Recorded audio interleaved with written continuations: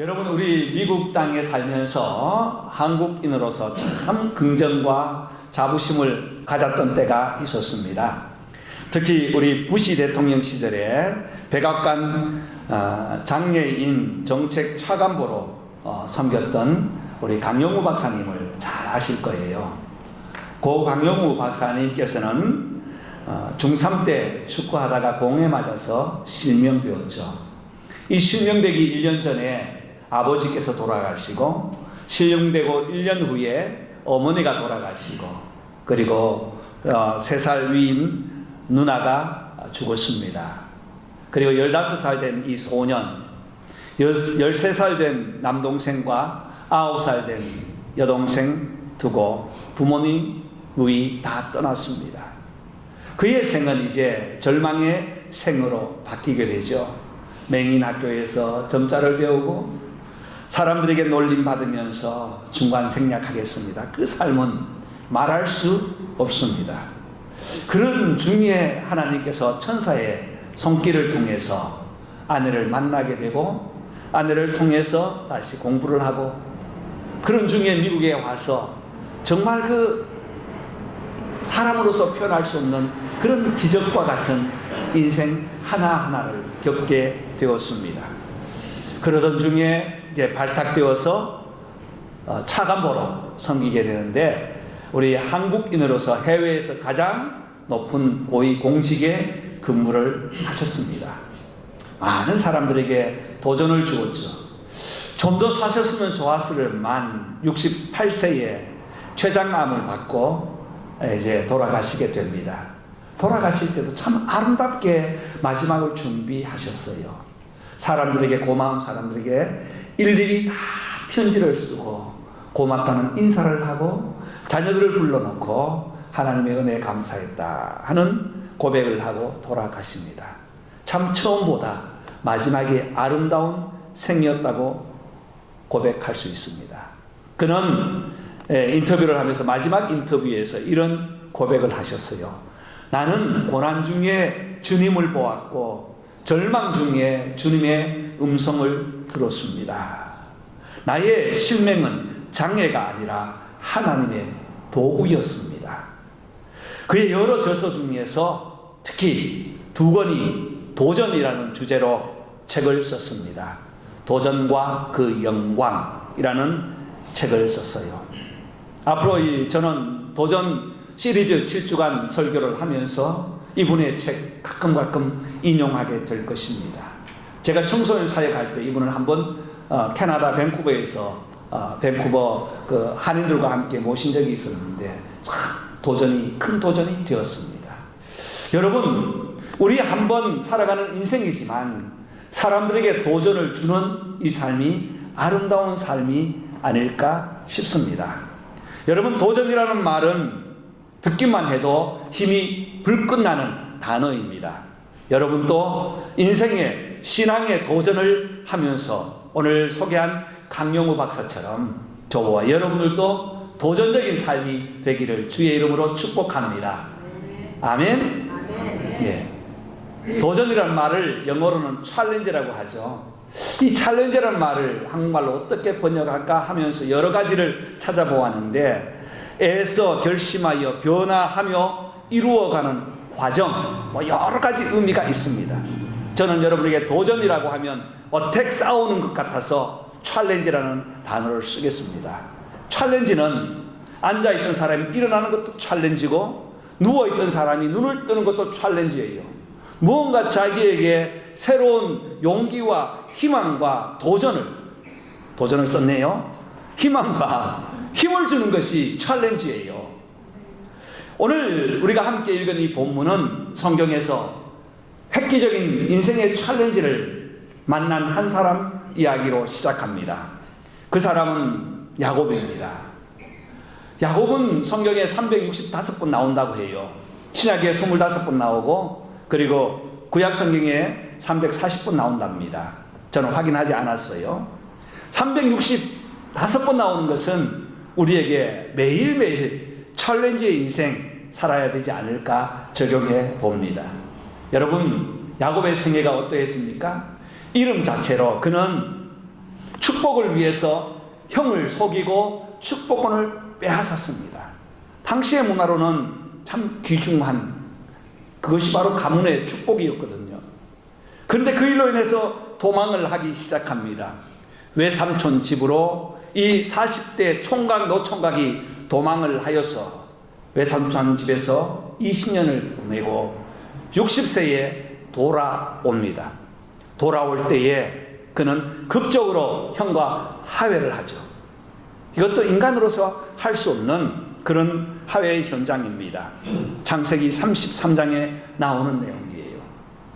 화해를 하고 난 이후에 이제 브엘세바, 즉 아버지가 살았던, 어머니가 살았던 그 땅으로 돌아가야 하는데 그 중간쯤 세겜이라는 곳에 머물게 되었습니다. 세겜이라는 땅은 평온한 곳이에요. 자기가 이끌고 온 목축, 즉 양들을 먹이기에, 많은 떼와 함께 살아가기에 부족함이 없는 넉넉하고 풍족한 동네입니다. 그런데 이 딸이 사람들을 보러 갔다가, 마실라 갔다가 그만 세겜 추장에게 욕을 당하고 말았습니다.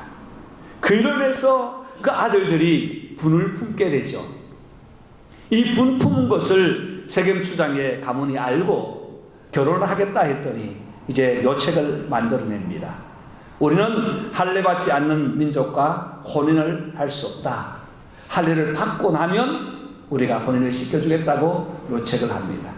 그러니까 그 말을 듣고 그냥 할례를 받았을 때에 고통 중에 있는 그 기간에 그 아들들이 그 동네를 그냥 싹쓸이 몰살시켜 버립니다. 여러분, 들어온 사람입니다. 그 지역에 살던 사람들이 이제 무리들이 있지 않습니까? 앞으로 이 일을 생각하니까 야곱이 큰일 났거든요. 두렵거든요. 큰 전쟁이 일어나고 아들들이, 우리 실속들이 어떻게 될지 모르는 상황, 두려운 상황에서 오늘 본문은 시작합니다.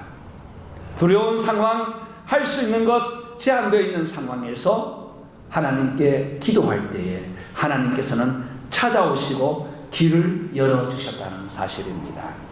사랑하는 성도 여러분, 지난 삶에 우리의 삶을 돌아보면서 우리의 삶이 야곱과 같은 인생은 아니었는지요. 속이고 속는 인생 중에도 이제 평안하게 살만 때 다가오는 위기, 이 위기를 어떻게 극복하게 될 것입니까? 바로 야곱은 하나님께 매어 달렸다는 거예요. 1절 말씀에 이렇게 나옵니다. 하나님이 야곱에게 이르시되 일어나 베델로 올라가서 거기서 제단을 쌓으라. 어떻게 하라고요? 일어나 어디로 가라고요? 베델로 올라가서. 지형적으로 보면 베델은 남쪽에 있는 지역입니다. 그러나 이 지형을 보았을 때는 베델은 높은 곳에 있었기 때문에 베델로 올라가는, 산중턱을 타고 올라가는 표현을 했습니다.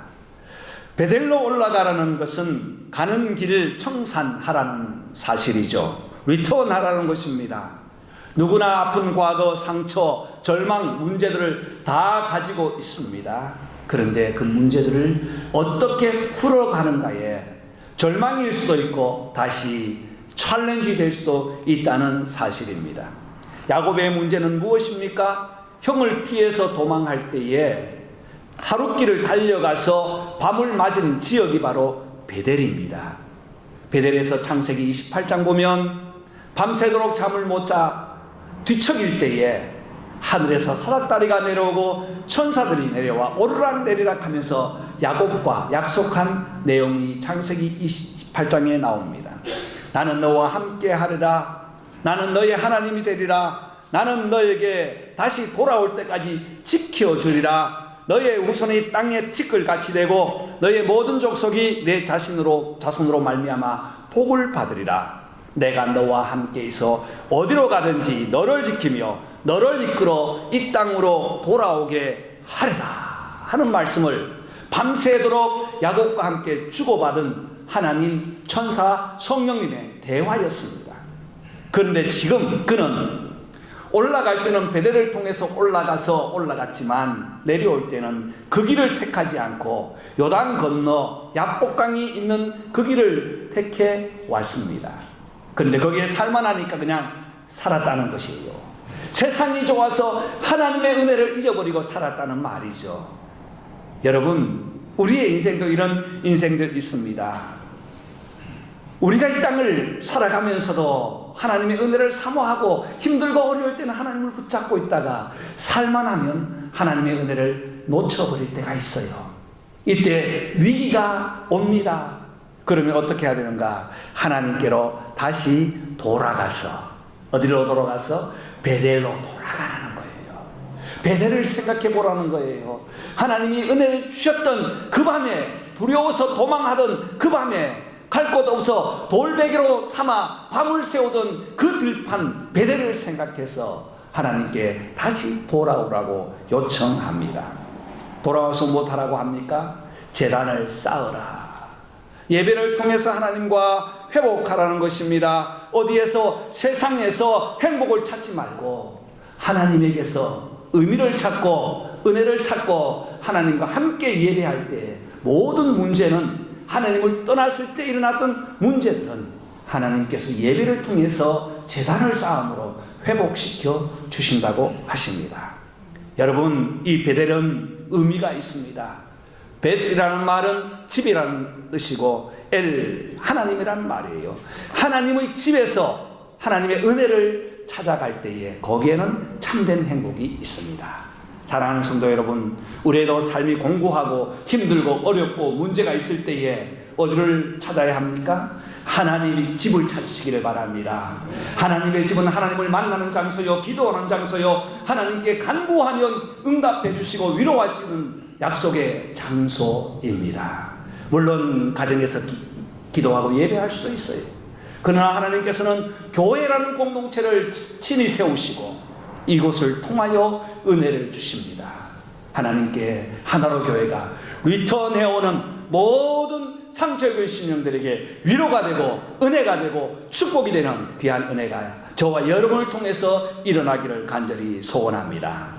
두 번째, 하나님께서는 챌린지 하실 때에 응답을 원하시는 하나님이십니다. 야곱은 많은 재물을 가지고 있었습니다.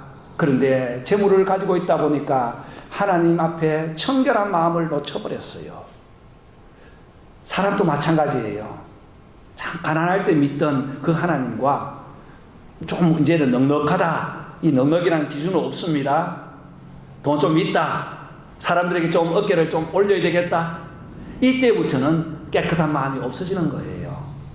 나보다 돈을 더 숭배하고 하나님보다 나를 더 드러내고 있다는 것이죠.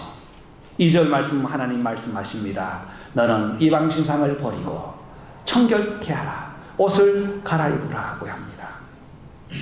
많은 재물에 복을 받아 부유해졌지만 신앙은, 믿음은 세속화되었다는 사실입니다. 이에 하나님은 챌린지 하기를 원하세요. 못하기를 원하세요? 챌린지 하기를 원하세요.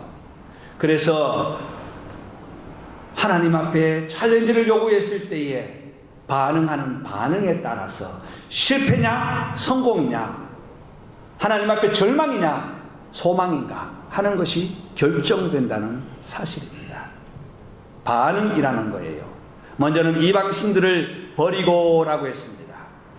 창세기 31장 19절 돌아가서 보면요, 이제 야곱이 그 아내들과 종들과 가축들을 이끌고 나옵니다. 많은 이제 무리가 때가 되었어요. 나왔어요. 그때에 그 라반 외삼촌의 딸, 지금 야곱의 아내인 라헬이 자기 집에 있는 우상신상 르비림을 훔쳐가지고 나옵니다.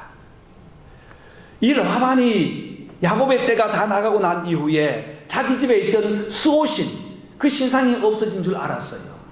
그래서 열심히 달려오는데 7일간 따라옵니다. 엄청나게 따라왔죠. 만났을 때에 라헬이 어떻게 합니까? 나는 지금 일어날 수 없습니다.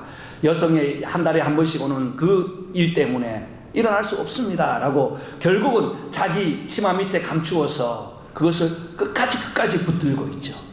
하나님은 우상을 싫어하십니다. 청결한 마음을 원하세요. 깨끗한 마음을 원하세요. 그래서 이방 신상을 버리고 라고 했어요. 아무리 좋은 수호신을 할지라도 이들이 하나님을 섬기면서도 가정을 지켜주었다는 이 이방신상과 같은 수호신, 조각으로 만들어서, 그림에 나온 것처럼 조각으로 만들어서 섬기는 이방신상들을 가지고 있었기 때문에 하나님은 그것을 버리라고 명령합니다. 그렇습니다. 우상은 물질이 인격화되면 우상이 됩니다. 여러분, 돈 괜찮습니다. 많이 버십시오. 필요합니다. 그러나 돈에 힘이 들어가면 돈이 우상이 된다는 거예요. 돈을 주고 사람을 산다? 돈이 우상이 되는 거예요. 힘으로 작용할 때 우상이 되고, 명예 필요합니다. 예수 믿는 사람 세상에서 빌빌거리면서 살아서는 안 돼요. 명예를 가져야 합니다. 자존감을 가져야 해요. 그러나 이것을 추구해서 힘으로 작용할 때에, 인격으로 나타날 때 그것이 우상이 된다는 겁니다. 결국은 하나님보다 더 사랑하고 더 좋아하면, 더 나의 가치로 여기면 이것이 바로 우상이라는 사실.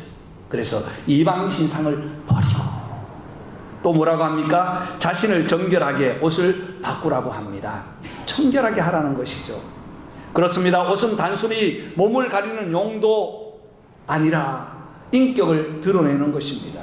그래서 사람의 지위에 따라서 옷을 입죠. 법관들은 무슨 색깔을 입어요? 검정색 가운을 입습니다. 왕은요, 일반적으로 자색 홍포를 입죠. 목사들도, 성직자들도 가운을 입습니다. 저도 한국에서 가운을 입었어요. 아마 여기에서 가운을 입고 매일 설교하면 여러분, 목사님 덥습니다, 보기만 해도 덥습니다 하지요. 구약 때는 그것이 직위였고, 그것이 한 직분을 만들어내며 가치를 드러냈습니다. 그러나 예수님께서는 눈에 보이는 것으로 만족하고 거룩한 것이 아니라 보이지 않는 예수 그리스도의 보혈로 옷을 입으라고 했어요. 로마서 13장 14절에 오직 주 예수 그리스도로 너희는 옷을 입고, 골로새서 3장 12절에 너희는 사랑받는 자처럼 긍휼과 자비와 겸손과 온유와 오래 참음의 옷을 입고, 보이는 옷이 아니라 보이지 않는 내면의 옷을 입으라고 말씀합니다. 오늘 야곱에게 하나님께서는 요청합니다. 너희들은 이전의 옷을 벗어버리고 새로운 옷, 하나님의 은혜의 옷을 다시 입으라고 말씀하고 있습니다. 여러분, 우리가 도전해야 할 일은 무엇입니까? 하나님 앞에 어떻게 도전을 반응할까요? 어떻게 리스폰드 할까요? 바로 현대인들의 가장 큰 우상은 무엇일까요? 여러분에게 우상은 무엇일까요? 저는 현대인에게 우상이 무엇일까 생각해보다가 이것은 있는 사람이나 없는 사람이나 자존심이 큰 우상인 것 같아요. 이제는 없을 때는 조금만 이렇게 해도 괜찮은데, 조금 세상에 지혜가 있고 나면 이것만 탁 건들면 폭파하고 많은 이것들이 오늘 우리 시대의 우상은 아닐까요?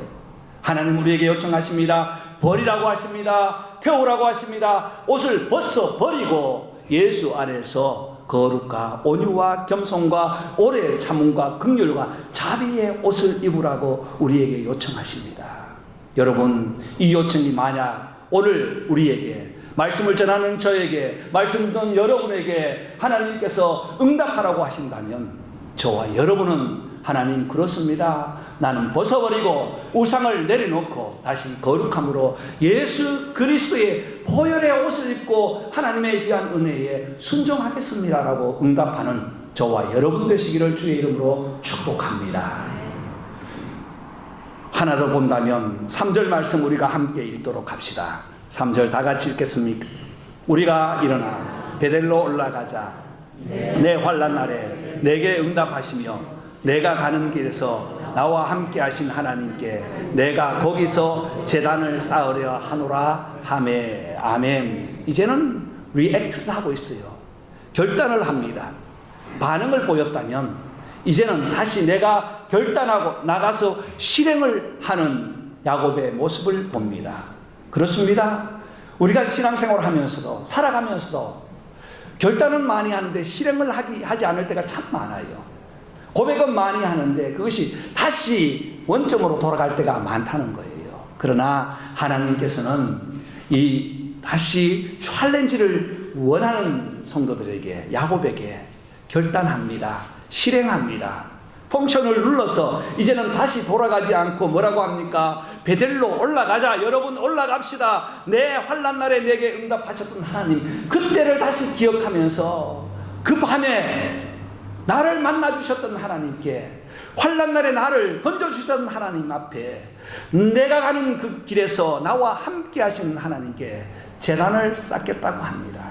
그때 백성들이 가지고 있던 신상들, 귀에 있는 귀고리를 다 내어서 야곱에게 줍니다. 야곱을 그걸 챙겨가지고 그래, 부엘세바에 베델에 올라갔다가 저 내려가서 부엘세바 우리 조상들이 있었던 그곳에 가서 땅을 사야지, 그렇게 하지 않았어요. 귀한 금고리, 귀고리입니다. 보석입니다. 그러나 그것을 다 어떻게 했어요? 상수레 나무 아래에 묻어버렸어요. 세상적으로 보면 아까운 것들이에요. 그러나 묻어버렸어요. 결단했어요. 실행했습니다. 그때에 저 부엘세바의 고향에서 어머니의 유모가 올라왔습니다. 아마 어머니는 야곱이 외삼촌 집에 있을 때 돌아가셨어요. 그래서 임종도 보지 못했습니다. 야곱이 돌아오는 소식을 듣고 아마 유모가 올라왔어요. 어릴 때 길러주었던 그 어머니였던 것 같아요. 유모였던 것 같아요. 그 유모가 거기에서 죽었습니다. 얼마나 위로가 됐겠어요? 그러나 죽어버렸어요. 그래서 야곱은 가지고 있던 물질도, 인적인 그 혈연 관계도 다 모아서 상수리 나무 아래에 묻어버렸습니다. 여러분, 이 묻는 것처럼 저와 여러분은 예수 십자가 앞에 우리의 모든 죄악들을 달아버리고 그 아래 묻어버리기 바랍니다. 묻어버릴 때에 하나님께서는 새로운 약속을 하신다는 사실입니다. 그렇습니다. 묻고 또 묻었습니다.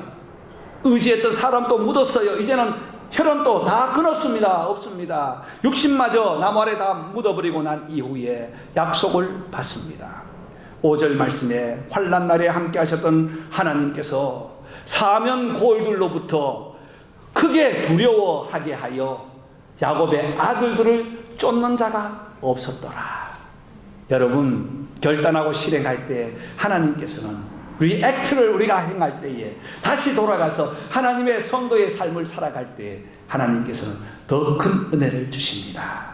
3가지 은혜를 주셨어요. 5절 말씀에 추격하는 자가 없었어요. 두려움이 없었습니다. 이제는 평안해졌습니다. 그리고 2번째는 그에게 새로운 이름을 주었습니다. 그 이름을 엘베델이라는 이름으로 하나님의 집입니다, 하나님의 살아계심을 다시 인정합니다 하는 엘베델이라는 이름을 그 장소에게 주었고요. 하나님을 만났다는 장소 세겜이 엘베델의 은혜를 누리게 되었고, 여기에서 야곱은 이전의 야곱이 아니라 이스라엘이라는 이름으로 바뀌게 됩니다. 여러분, 야곱은 속이는 자입니다. 그러나 이스라엘은 승리한 자입니다. 여러분, 지금도 이스라엘이라는 나라가 있는데 승리라는 이름이에요. 이 은혜를 입었다라는 겁니다. 어떨 때? 결단하고 실행했을 때 말입니다. 여러분, 이 야곱은 이후에 그의 삶을 온전하게 하나님께 맡기는 삶으로 변화되어 살았습니다. 히브리서 11장에 나오는 믿음의 사람은 세상이 감당하지 못할 사람이라고 인정한 것처럼 세상이 감당하지 못할 사람으로 인정되었습니다. 저와 여러분은 어떻습니까? 여러분, 하나님의 은혜 오늘도 사모합니다. 기회를 주실 때에 그 은혜를 사모하고 믿음으로 리턴하시기를 바랍니다. 어디서 떨어진 것을 기억하라는 요한계시록의 말씀처럼 우리 자신들을 돌아보아 다시 하나님의 은혜의 장소를 기억하고 리턴하시기를 바랍니다. 하나님이 우리를 다시 부르실 때에 응답하기를 바랍니다. 리스폰드 하기를 바랍니다. 그래서 그렇습니다. 하나님, 우리가 잘못했군요. 제가 잘못했습니다. 용서하여 주시고 나의 이방 신상들, 의지의 떡을 다 내려놓고 예수님만 다시 붙들고 가겠습니다라는 고백과 함께 하나님 그 실천을 행할 때에 주실 은혜의 약속들을 다시 한번 기대하고 소망하는 저와 여러분 되기를 바랍니다. 오늘 첫 번째 챌린지, 3R로 저는 결론을 내고자 합니다. 첫 번째 R은 무엇이죠? return입니다. 두 번째는요, respond, 응답하십시오. 그리고 세 번째는 react, 우리가 실행하면서 우리의 삶을 다시 챌린지의 삶으로 믿음에 승리하는 저와 여러분 되시기를 주의 이름으로 축복합니다. 기도하겠습니다.